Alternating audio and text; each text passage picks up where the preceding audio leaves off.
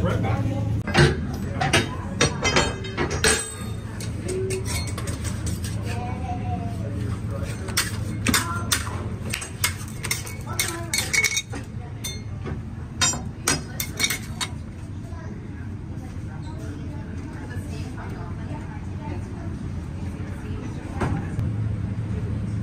Okay guys, welcome to Logan's Candies. Everybody, my name is Jerry. I'm going to talk you through the demonstration here. What we have here is a mixture of sugar, water, and corn syrup.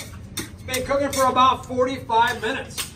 When I poured it on the table just now, it's a little bit over 320 degrees. We're just trying to cool it down a little bit. We're going to add a little bit of flavor, a little bit of color. Leave it open for now so you can hear me if you don't mind. And add a little bit of flavor, a little bit of color in about 20 minutes. We'll be over on the table getting ready to pull out some candy canes. How many of you guys are here for the very first time and never seen this before? How many first timers never seen this before? Nice, very good. Yeah, I don't believe that at all. So. How many returning veterans? There we go. That's good to have it. There we go. They came back for the jokes, not the candy. I'm just kidding. Thanks for coming out, you guys. Appreciate you making it today. We're going to be making red, white, and blue. We're going to get a little patriotic today with 4th of July coming up. So we're going to do peppermint flavors. So we're going to do 3 colors. We're going to do a darker blue stripe. We're going to do a red stripe. And we're also going to do a white stripe. And we're going to get that started here in just a minute. Now this is the same recipe we've been using here at Logan since 1933. Same recipe, same marble slab, same hook on the wall, same stove, same heater. I've not been here quite that long. I got here this morning at about 9 o'clock.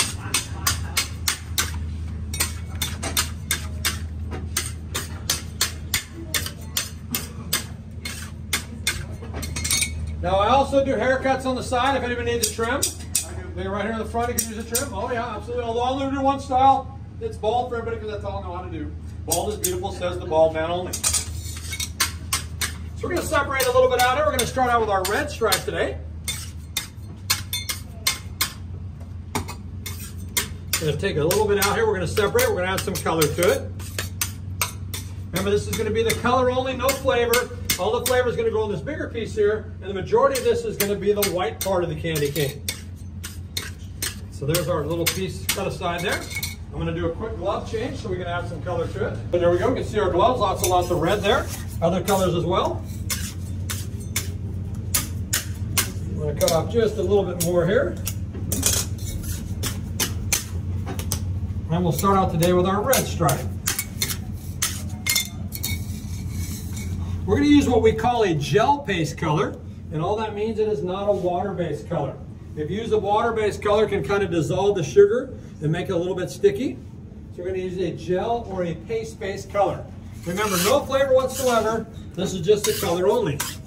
Then we're going to fold that in here for just a couple minutes or so until we get it all mixed in. Next, we'll do our blue stripe after this, our dark blue stripe.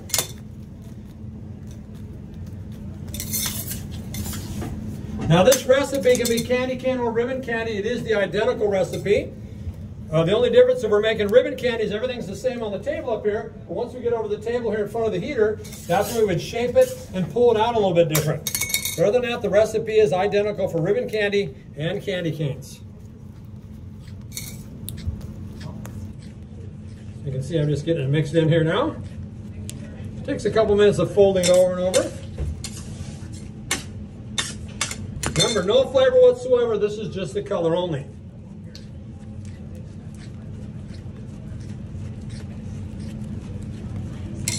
Now this bigger piece here, you see me keep flipping it in. The reason we're doing that is because it does get colder on the outside edge. We're trying to keep it all the same temperature. So by folding it in, it takes that colder outside edge, keeps it all the same temperature. That way when we get it over the table, we start to pull it out, it'll pull out nice and even. Just got to make sure the red's all mixed in here. It takes quite a bit on the red. And you can see I've just about got it done here. So we're going to take it over the table here behind me and put it in front of the heater. And somebody will come out and keep it nice and warm for us. So there's our red stripe all together. We're going to take that over here to the heater. Next, we're going to cut out a piece to give our blue stripe here.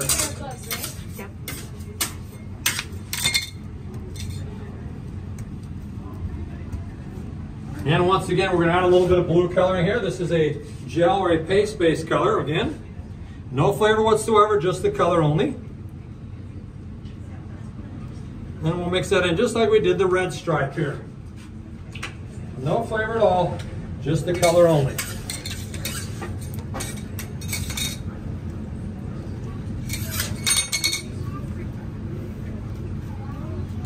Now we're going to fold that in.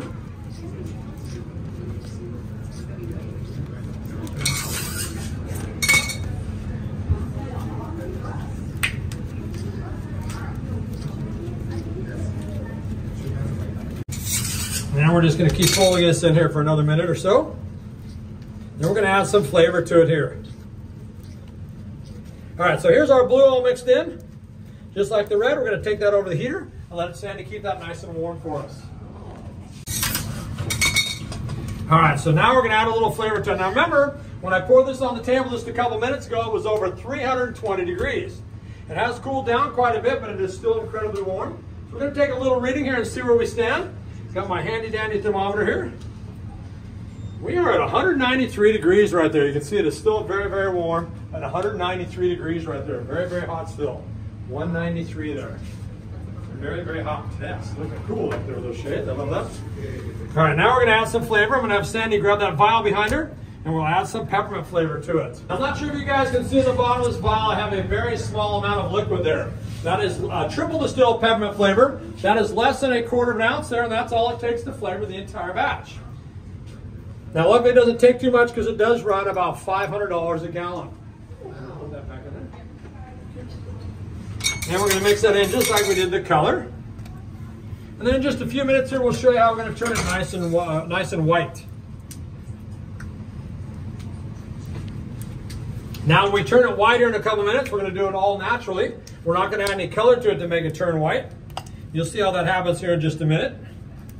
It has nothing to do with the flavor. It will still turn white even if there was no flavor whatsoever. And you might get a smell of this here in just a minute or so. It is pretty strong.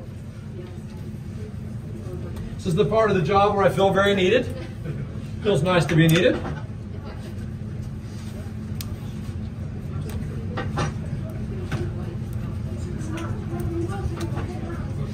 All right, so watch very carefully because it does wrap in rather quickly, you guys. Keep your eye on the big blob up here. Not me, the big blob on the slab here. Gonna roll this out. Here we go. Rolling, rolling. And there it is, you guys. Hope you enjoyed the show. There's your candy cane. Thanks so much, guys. Thanks for coming. Maybe not. Just kidding. Yes, thank you. Thank you. I like that. Very good. Just kidding. We wouldn't do that to you. Raisin cane, huh? Raisin cane. Raisin cane.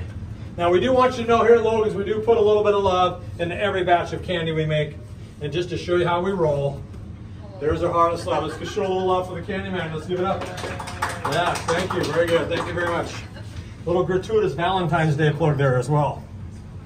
All right, let's get serious here. We're going to put it on the hook here. We're going to show you how we're going to turn it nice and white. Now on the hook here, we're going to do a couple things. Number one, we're adding a little bit of air to it. Also the stretching of the sugar crystal, and that's what causes the candy cane to turn nice and white. Very similar to the way you might would bake whites at home, or how when you stretch out a rubber band, how the color lightens up a little bit. You can see it gets lighter and lighter with each and every pull. Now remember, the whole thing's a little bit over 20 pounds total weight. I've got about 16, almost 17 pounds here on the hook with the white part. Sandy's got about 1.5 pounds, maybe 1.75 pounds between each of the colors over there, keeping them nice and warm for us. So this is what we call Jerry's Gym, also known as my holiday health spa. Now we don't have to go to the gym this time of year. Okay, I confess, as you can tell, I don't go to the gym any time of the year. This is the only workout I get right here. This is it. But I do drive by the gym a lot because my favorite donut shop is right next door to the gym. I do love the donuts. I think that's called job security, right? A donut shop next to the gym, right? That's not unlike having a dentist office across the street from a candy store. That is called job security there. A few more pulls and we'll take it over the table and put it all together.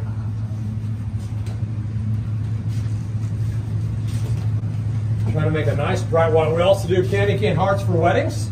And if we're doing weddings, we would pull it even a little bit brighter to make sure we get a nice bright white for the bride and groom.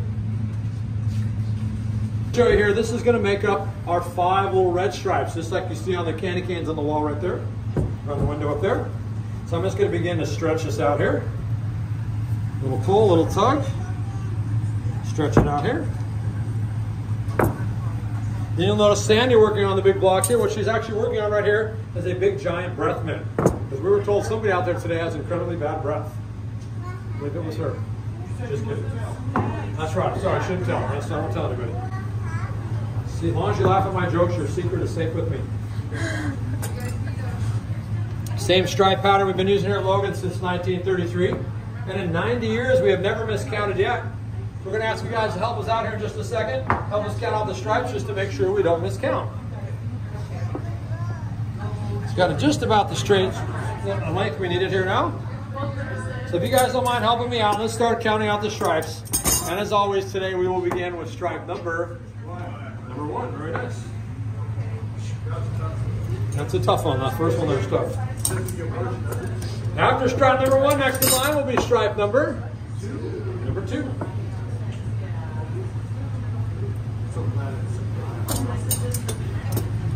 Following stripe number 2, next in line will be stripe number 3. Very good. Put that right there in line there.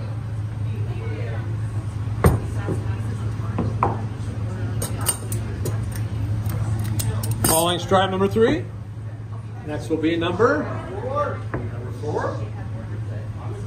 And last but not least, our final stripe today will be my favorite stripe, stripe number 5.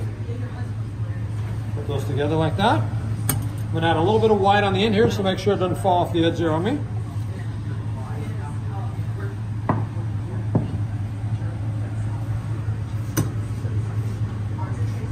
So now if you guys will take a look right up here, you can see here I have put together here our 5 little stripes, kind of a blanket of stripes if you will. You guys see that there? There's our blanket of stripes. We're going to take our block here. We're going to add our 5 stripes right on top of the old block there. Just like that. Press it on there and make sure it kind of sticks on top there. Still pretty warm there. Now you got to use your imagination with me here a little bit. If we added a little bit of blue, which we're going to do today, and some stars, what do we have? The American flag. We're going to take care of that right here now. So I'm going to take my blue stripe here, stretch it out just a bit. I'm going to put that one right here on top of the block. Just on the other side like that.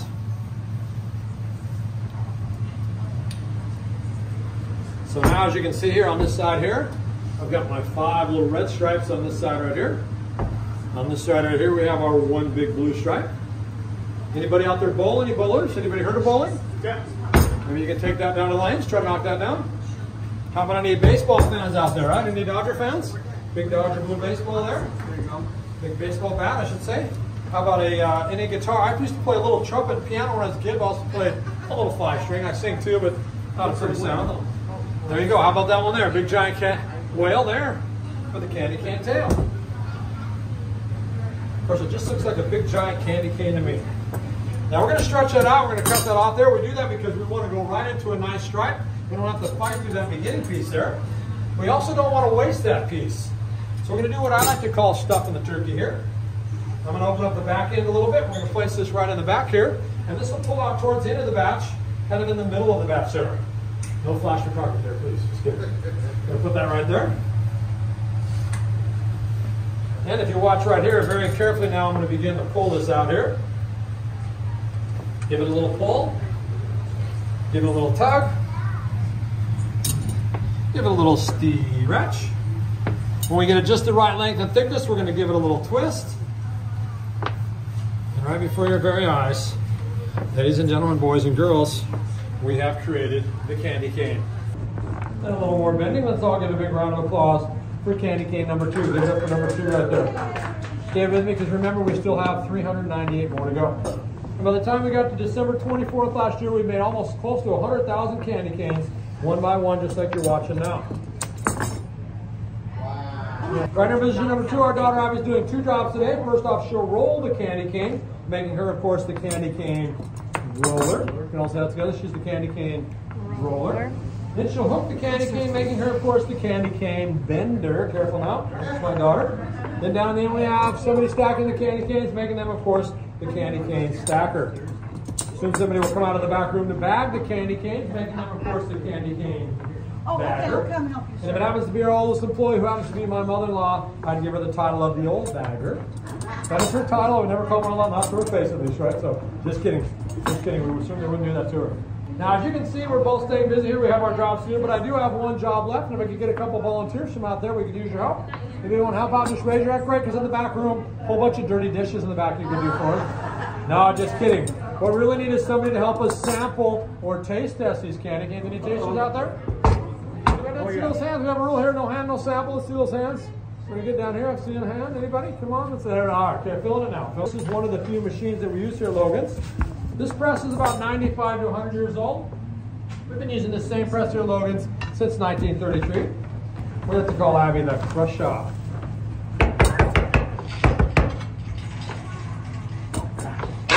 And voila, just like that, we have some samples. So stay right where you are, guys. We're going to bring everybody out a nice warm sample. Remember, they're slightly warm, but they are certainly not hot. So once they drop it in the palm of your hand, feel free to put it right in your mouth. Just don't bite right down and just kind of eat it like you would a jawbreaker. So right there, we'll make sure everybody gets a nice warm sample. Jerry, should I wait until everybody gets their sample? You feel free to help yourself now. Absolutely. No, dig in. No read to wait. Gotta get them when they're warm. That's when it's the best. Wait till you taste the sample.